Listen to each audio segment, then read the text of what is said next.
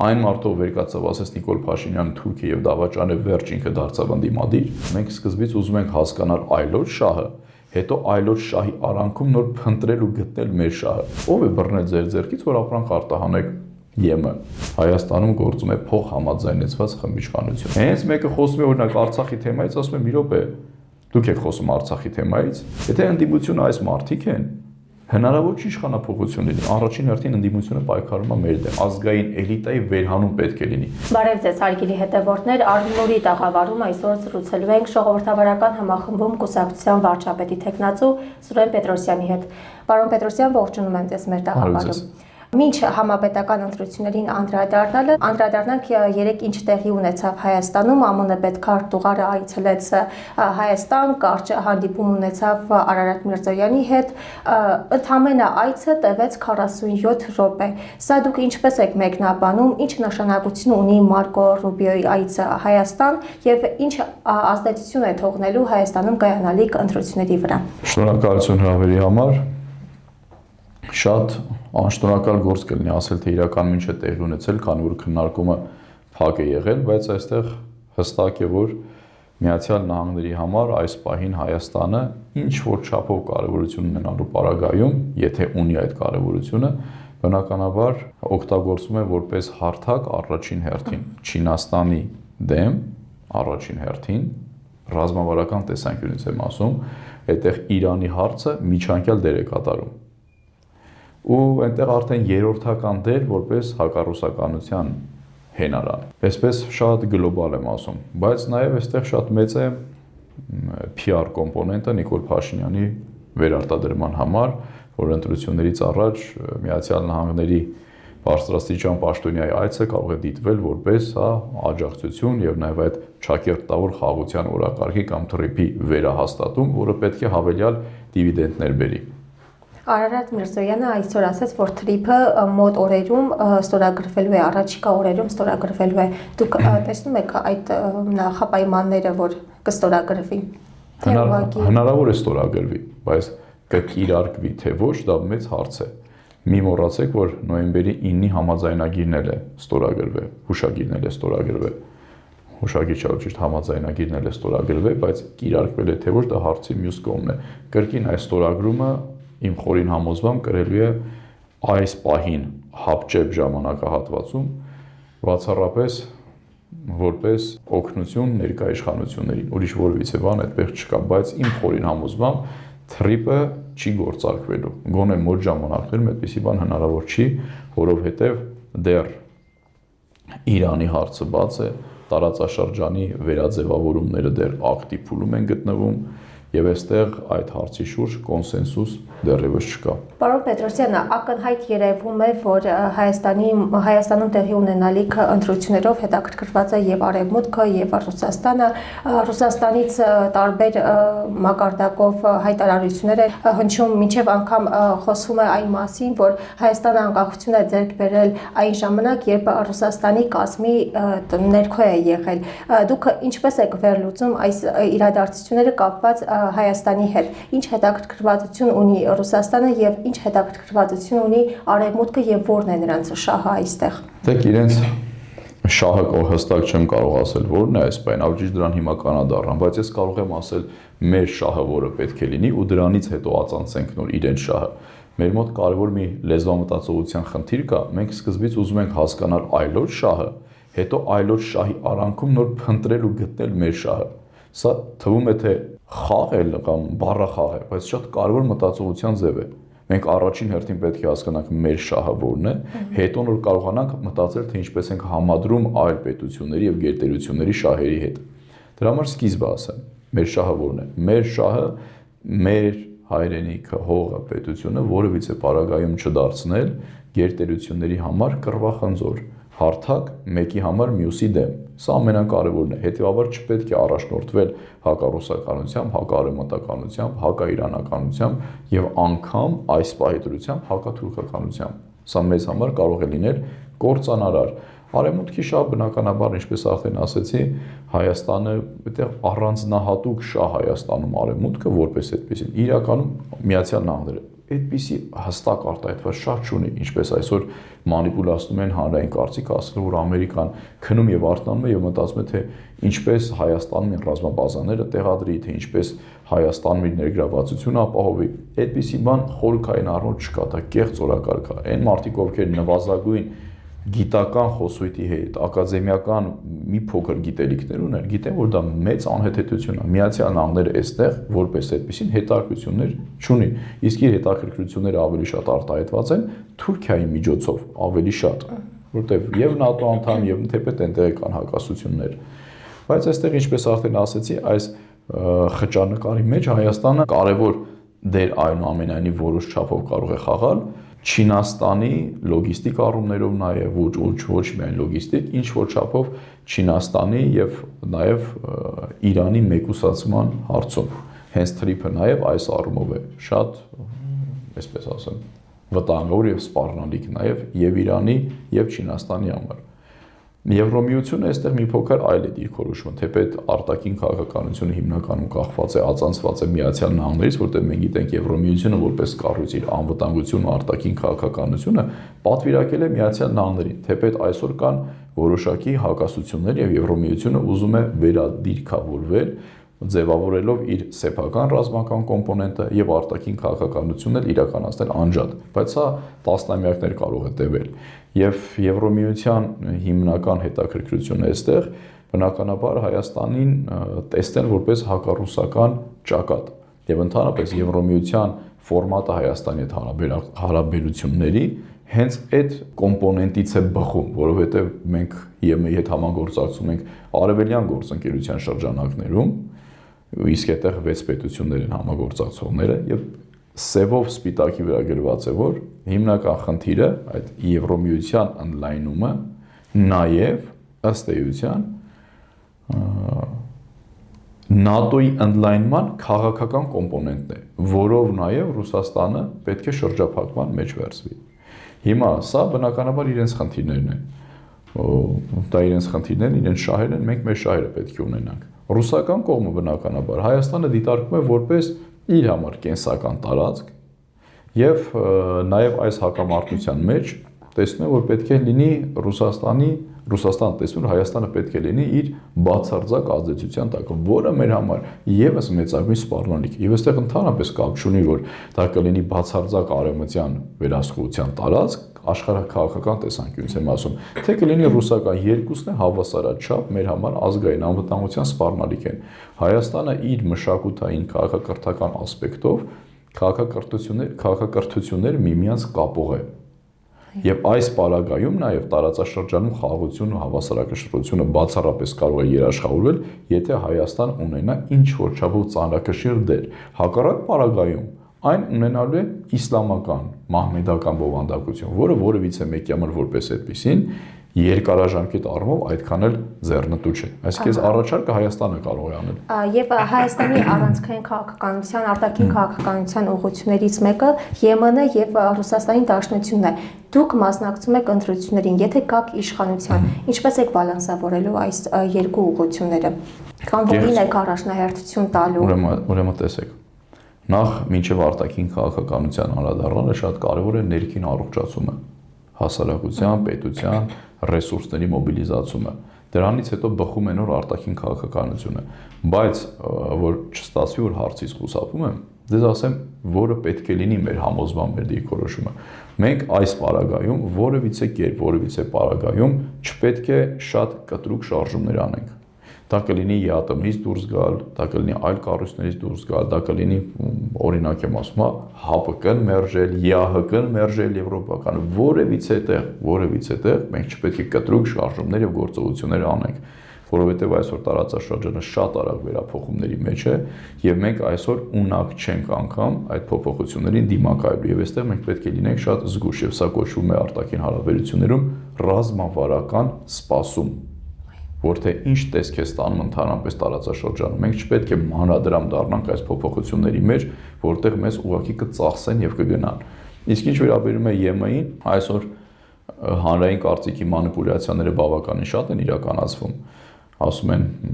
գիտեք, քվեն տվեք մեզ, եւ մենք կգանք ու սկսենք Եվրոմիության անդամակցությունը, կգնանք դեպի Եվրոպա։ Ու հասարակությունը շատ այդ խոսույթի վրա խաբվում է։ Գիտի թե հիմա իրենք քվեարկելու են ու իրանք հաջորդ օրվա լինելու են արդեն Եվրոմիությունում, ամեն ինչ լավ է լինելու։ Եվրոպա այցելում, ինչպես է հնարավոր վիզաների ազատականացումը, արդյոք դա հեշտ ճանապարհ է, ԵՄ գնալը, ԵՄ-ի անդամակցելը, նաև այն պարագայում, երբ ԵՄ-ն պարբերաբար հայտարարում է, որ անդամակցությունը սառեցված է իրենց կողմից։ Ասենք ուրեմն Եվրոմիության բարձրաստիճան պաշտոնյաներից մի քանիսը մի քանի անգամ հայտարարել են, որ վիզաների ազատականացումը եւ ընդհանրապես Եվրամիության անդամակցությունը, բայց հենց դրան չենք անդրադառնում, դա իրականում տեսականորեն անգամ անհնար է Հայաստանի ԵՄ անդամակցելը։ Հայաստանը ավելի հեշտ կդառնա Միացյալ Նահանգների 51-րդ նահանգ, քան ԵՄ կմտնի։ Տեսականորեն դա հնարավոր չի, դա պետք չի մարդկանց խաբել, դա մեր ցանկությունից է կախված չի ընդհանրապես։ Իսկ ինչ վերաբերում է վիզաների ազատականացմանը, ԵՄ բարձրաստիճան պաշտոնյաները մի քանի անգամ ասել են, որ դա ոչ թե տեխնիկական խնդիր է, որ Հայաստանը պետք է այն չափանիշներին համապատասխանի կենսաթոշակների առումով կամ բժշկական ապահովագրությունով, հա, որ մարդիկ չփախնեն եւ գնան Եվրոմիություն բժշկական խնդիրներ լուծելու համար, ու ոչ էլ բիոմետրիկ անձնագրերն են։ Մի քանի անգամ են հայտարարել, սա բացառապես քաղաքական որոշում է, որը չունի անգամ ճանապարհային քարտեզ։ Բարձրաստիճան պաշտոնյաներ հայտարարել են, վիզաների ազատականացումը չունի ճանապարհային քարտեզ, որ այս բաները արեցիք, դուք կունենաք այդ ազատականացումը։ Դա բացառապես քաղաքական որոշում է լինելու, քաղաքական է լինելու այն պարագայում, եթե դուք կատարեցիք իրենց պահանջները, կունենաք սա, չկատարեցիք, ընդհանրապես մոռացեք դրա մասին եւ կապ չունի դուք տեխնիկապես ինչքան եք համապատասխանում դրան։ Իսկ մյուս խոսույթը, որը միտքս անավարտ մնաց, նրան է վերաբերում, որ ըստ էության այս պարագայում ԵԱՏՄ-ն որևիցե կերպ մեզ տնտեսական առումով չի հակասում ԵՄ-ին։ Որն է խնդիրը։ Ո՞վ է բռնել ձեր ձեռքից, որ ապրանք արտահանեք ԵՄ։ Բայց մինչև արտահանելը հայտարարում են նախագահի մակարդակով հայտարարում են, որ չեն կարող համատեղել ընտրեք կամ ԵԱՏՄ կամ ԵՄ։ ԵՄ մտնելը չեն կարող համատեղել։ Հիմա ես կասեք Եվրամիություն մտնելը այս պահին մեզ ինչ է տալու։ Ինչ որ մեկը կարող է ասել տնտեսական դնում ենք հենց մի կողմ, նախ ազդեցության գնահատական չկա։ Ինչ խնդիրներ ենք առաջանում, ինչ խնդիրներ ենք ունենալու եւ ինչ առավելություններ ենք ունենալու։ Այս պահին մեր խնդիրները ավելի շատ անվտանգային ու աշխարհաքաղաքական են։ Հիմա ինձ կասեք ԵՄ Եվրամիություն մտնելու համար, մտնելու դեպքում մենք ինչ անվտանգային հարցեր ենք լուծում եւ ինչ սպառնալիքներ ենք ձեռք բերում այս պարագայում, երբ մենք գտնում ենք այսպես տուրբուլենտ իրավիճակում։ Արտաքին քաղաքականության առումով տնտեսականներ չեմ ասում։ Եվրամիությունը իր անվտանգային համակարգը այսօր չունի։ Եվ երբ մարդիկ այդքան խոսում են եւ ասում են, գիտեք, մենք գնում ենք Եվրամիություն, հիմա հեսա անվտանգ կլինենք կամ հիմա արդեն բարեբախտաբար շատերը չեն ասում անվտանգ կլինենք, ասում են դե մենք գնում ենք ԵՄ, որ առևտուր անենք։ Դե հիմա ասում եթե գնում եք ԵՄ առևտուր անելու, խնդրեմ արեք, ով է ձեզ բռնել։ Իդեպ 2019 թվականից նաեւ գործում էր REX ինքնահայտարարագրման համակարգը եւ Հայաստանը GSP+ համակարգի ներքո էր գործում, որտեղ Հայաստանից ապրանքները կարող էր արտահանվել 0% մաքսատուրքով 0%։ Խնդրեմ արտանենք ի՞նչն է խանգարում, երբ որ ասում մեր ապրանքները, մեր շուկան Եվրոմիություն, նախ մեր շուկան այս պահին որևիցե կերպ պատրաստ չի դրան, մենք չունենք մի արտադրանք, որը ԵՄ չափանիշներին համապատասխան կլինի։ Երկրորդը, եթե ունենաք, խնդրեմ արտահանեք Եվրամիություն։ Այն ապրանքները, որոնք համապատասխան չեն դրան, արտահանեք ԵԱՏՄ։ Ինչն է խնդիր, ինչ է ուզում այս տուրբուլենտ իրավիճակում դառնալ այս կռվախնձոր եւ մեզ մեջտեղից ուղակի պատռեն։ Պարոն Պետրոսյան, մասնակցում եք համապետական ընտրություններին եւ ի սկզբանե նշել եք, որ առանձին եք մասնակցելու, հիշում եմ ամիսներ առաջ էլ որ եկաք, այսպես հաստատակամ ասում եք, որ առանձին գնում եք ընտրության։ Հիմա դուք ինչ եք առաջարկում Հայաստանի Հանրապետության քաղաքացիներին, որոնք են ձեր հիմնական առանցքային նպատակներն ու գաղափարները, ինչու ընտրել ձեզ։ Առանցքային հիմնական նպատակը, որը մեր գաղափարական հենքն է, հայկական պետություն ունենալն է։ Պետություն, որը առաջին հերթին կլինի բովանդակությամբ հայկական, հետո նոր նաև իրավական առումով, հետոն կապ չունի իրական, միայն իրավական առումով չլինի հայկական։ Մեր խորին համոզման մենք 30 տարիների ընթացքում, 35 տարիների ընթացքում բովանդակությամբ հայկական պետությունը երբեք չենք ունեցել։ Բովանդակությամբ իրավական հարթությունում այո, բովանդակությամբ ոչ։ Իսկ վերջին տարիներին մեր պետությունը հստակ դրսևորում է հակահայկական բնույթ, հստակ վերջին տարիների ընթացքում։ Հետևաբար այս ճանապարհին գնալու համար շատ կարևոր է ներկա քաղաքական համակարգի ճեղքումը, ապամոնտաժումը եւ հետո այդ նորի ձևավորումը։ Սա առանցքային է։ Դրա համար նաեւ շատ կարևոր է առաջին քայլը այս քաղաքական համակարգի ճեղքման համար ընդդիմափոխություն, որից հետո նոր կարող է տեղի ունենալ իշխանափոխություն եւ նոր որից հետո հնարավոր է սկիզբը դրվի հայկական պետության ձևավորման։ Մենք այսօր եթե այս նույն քաղաքական համակարգի, նույն քաղաքական մշակույթի, նոր դերակատարների, անկախ նրանից թե ով ինչ դիմակ է կրում այս բանին, եթե մենք սրա շրջանակում ենք շարունակում մնալ եւ գործել, մենք որակական փոփոխություն չենք ունենալու։ Դրա համար նաեւ մեր քաղաքացիները երբ գնում են ընտրության եւ երբ իրենց պարտադրում են վատի ու վատագույնի միջև ընտրությունը, իրենք պետք է իրենց պարզ հարց տան. իմ ընտրությունով ես արդյոք վերարտադրում եմ նույն 21 թվականի կամ դրան նախորդող պարլամենտը թե ոչ։ Մենք պարլամենտական երկիր ենք։ Պարլամենտը ընտրելու վարչապետ, բացի վարչապետը, պարլամենտից է հիմնական խնդիրները կախված եւ մնացածը։ Մենք ինչ պարլամենտ ենք ուզում ունենալ եւ երբ մարդուն պարտադրում են վատի ու վատագույնի միջև ընտրությունը, ինքը պիտի իմանա, որ գումարելիների տեղերը փոխելիս գումարը ընդհանրապես չի փոխվում եւ ինքը ունենալ նույն իրավիճակի եւ անգամ կարեւոր չէ այստեղ տիտղոսակիր ընդդիմությունը կլինի իշխանություն, ներկա իշխանություն, ընդդիմություն թե հակառակը։ Դուք իշխանությունը քննադատելուց բացի, քննադատելուն զուգահեռ նաեւ մշտապես քննադատել եք ընդդիմությանը։ Հիմա ինչի համար եք դուք պայքարում խորհրդարան մտնելու ընդդիմադիր դաշտ ձևավորելու համար թե իշխանության համար եւ ինչպես եք գնահատում ձեր հնարավորությունները այս պահին ինչ սանդղակի վրա է գտնվում։ Մենք բազմիցս ասել ենք, որ Հայաստանում գործում է փոխհամաձայնեցված խմբիշխանություն եւ որակապես ընդդիմությունը իշխանությունից ընդհանրապես չի տարբերվում։ Սա մենք բազմիցս արձանագրել ենք եւ երկրորդը մեր քաղաքացիները, ովքեր մեզ կլսեն, պետք է ասեն, որ ինչ չափորոշիչներով են իրենք մարդուն կարգում որպես ընդդիմադիր։ Այն մարդով վերկացավ ասես Նիկոլ Փաշինյանը Թուրքիա եւ Դավաճանը վերջ ինքը դարձավ ընդդիմադիր, ու այդտեղ ընդհանրապես կապ չունի իր օրակարգի, իր գաղափարի, իր հենքի, իր անցած ճանապարհը, մնացած ու այսպես շարունակ։ Ու ով ասես Նիկոլ Փաշինյանը Թուրքիա եւ Դավաճան, ու լրատվամիջոցները իրեն 5 օրում սարքեցին ամենահայտնի մարդ, ուրեմն վերջին կնդիմադիր է եւ ամենևին նշանակություն չունի, որ դա նույն Նիկոլ Փաշինյանի օրակարգն է սպասարկում, նույն արժեքային համակարգում է,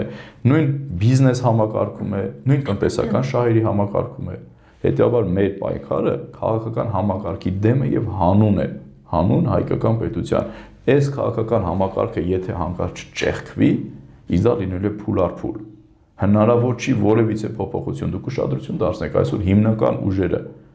ովքեր որ ներկայանում են որպես իբր ընդդիմություն, ում հասարակությանը ներկայացնում որպես հիմնական։ Այս 30 տարվա այդ նույն ուժերն են։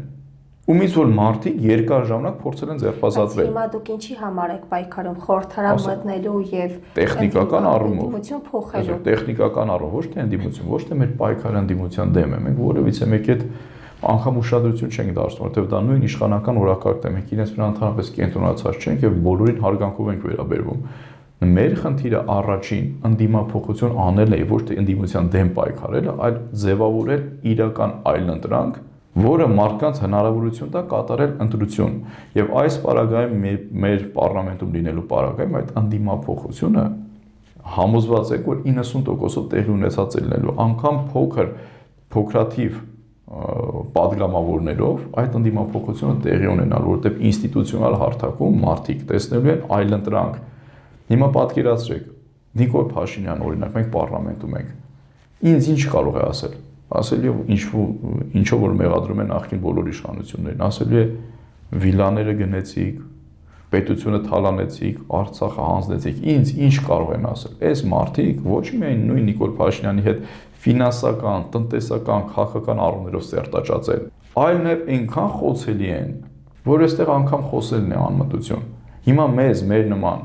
դերակատարներին իշխանությունը ինչ կարող է ընդհանրապես ասել։ Իսկ այս պարագայում որևիցե մեկ անգամ իրավունք չունի խոսել օրինակ Նիկոլ Փաշինյանի կոռուպցիոն մեխանիզմներից, որտեղ հենց բերանը բացում են, ասում է՝ մի րոպե դուք եք խոսում կոռուպցիոն մեխանիզմներից։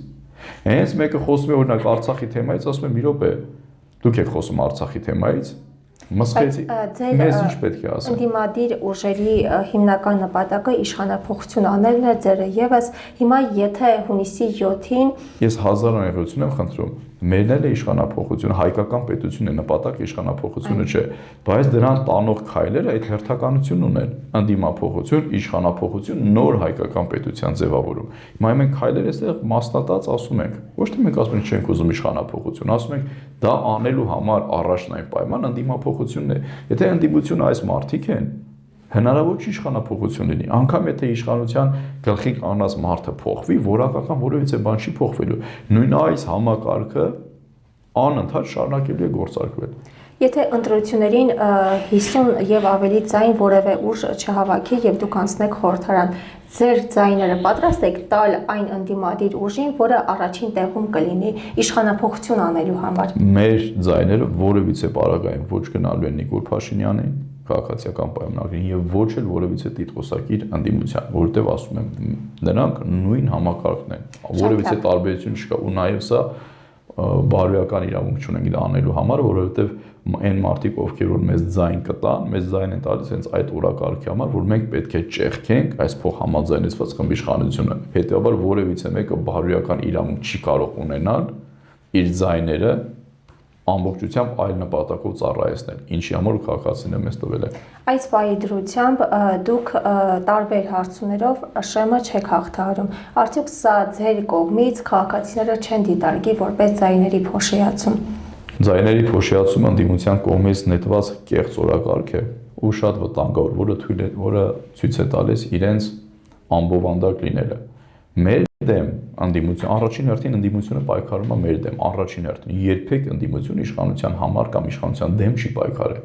Միշտ պայքարել է մեր դեմ կամ մեր նման ուժերի, ասենց ասեմ, որ հանկարծ իրենց տեղը զբաղեցնող չլինի, որ իրենք լինեն ընդդիմադիր դաշտում առաջինը կամ հիմնականը, հանկարծ այլընտրանք չձևավորվի։ Եվ սրանից է բխում ձայներ փոշիացնելու կեղծ թեզը, այսինքն դուք ձեր լեգիտիմության պակասը, ձեր վստահության պակասը փորձում եք լրացնել մեր մասնակցությունը սահմանափակելով, եթե դուք իրականում ունեք նվազագույն բովանդակություն, նվազագույն քաղաքական բարոյականություն, դուք հասարակությանը ոչ թե պետք է ասեք գնացեք ընտրեք տեխնիկական սկզբունքով, ով ավելի շատ ձայն կարող է ստանալ, ում ավելի շատ լրատվականները ցույց են տալիս, իսկ մենք գիտենք լրատվականները ումն են հիմնականում,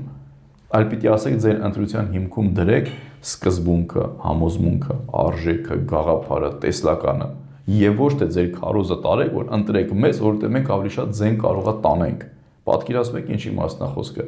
Սա ամբողջությամբ բացահայտում է ընդդիմության իշխանատենչ միայն լինելը ու ամբովանդակ լինելը։ Իրենց վստահության պակաս ու լեգիտիմության պակասը փորձում են լրացնել մեզ սահմանափակելով։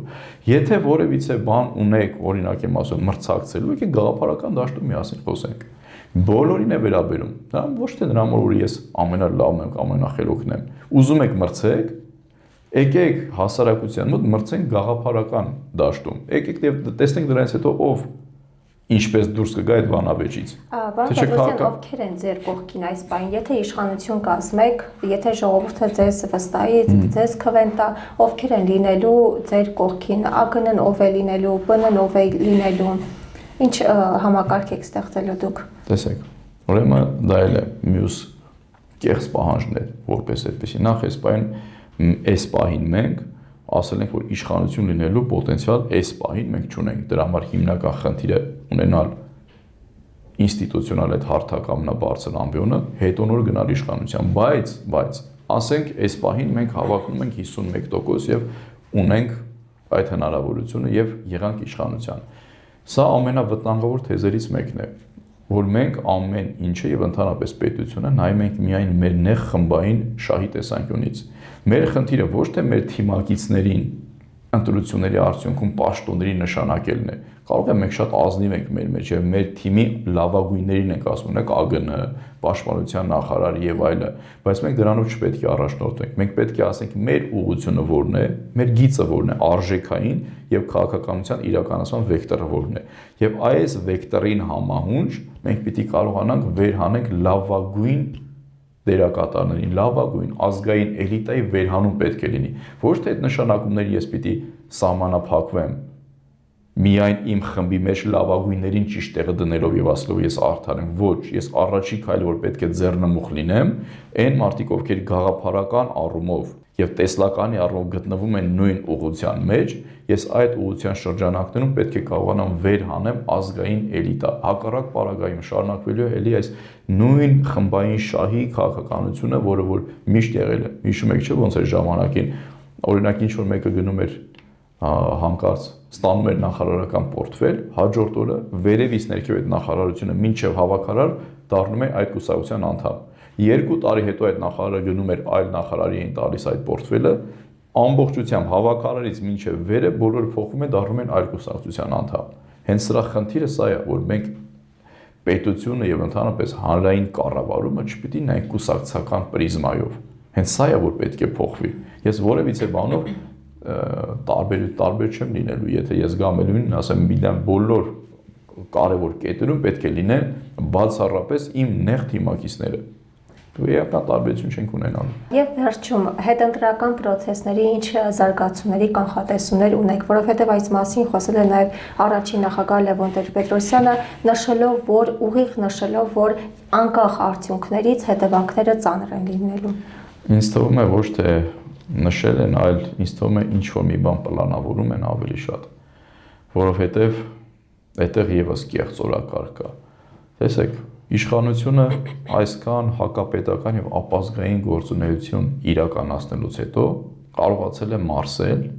եւ որևիցե մեկը որպես այդպեսին այդ խոչընդոտները չի ստեղծել։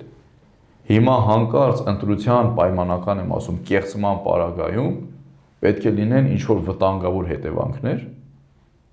Բնականաբար ոչ, եթե անգամ պետք է լինեն, պետք է հասարակությանը շատ մեծ մտածելու տեղիք տան, այսինքն ընտրություններ կեղծելը պայմանական եմ ասում, շատ ավելի մեծ հանցագործություններ, քան օրինակ եմ ասում, այն ամենը, ինչը Հայաստանի Հանրապետությանը իրականացել եւ իրականացնում են, Արցախից սկսած մինչեւ մեր մշակութային ինքնության մերժում։ Ուրեմն այստեղ շատ կարևոր պլանավորված մի գործընթաց է տեղի ունենալու աշխարհաքաղաքական դերակատարների օգնությամբ եւ այդ նույն մարդիկ ձեր ասած նույն մարդիկ, ովքեր իմ խորին համոզում այսօր իշխանություն իրանք է։ Իրենք շատ կարևոր գործընթացների մեջ են եւ ինչ-որ բան պլանավորում են։ Սա է կարևոր։ Եվ սա պետք է հասարակության համար էլի ազդակ լինի, որ եթե այն ժամանակ այդ ամենը տեղի չունեցավ եւ տեղի ունենում ընտրությունների հետևանքով, այն ժամանակ երբ ընդդիմությունը չունի այդ լեգիտիմությունը, բացարձակ լեգիտիմությունը, ուրեմն անպայման ինքը պետք է իմանա, որ ներքաշվել է մի խաղի մեջ, որը ընդհանրապես Իրանը չէ, այլ դերակատարների ձեռամբ։ Կրկին շնորհակալ եմ հարցազրույցի համար։ Հարգելի հետևորդներ, հիշեցնեմ, որ զրուցակիցս ժողովրդավարական համախմբում կուսակցության վարչապետի թեկնածու Սուրեն Պետրոսյանն էր։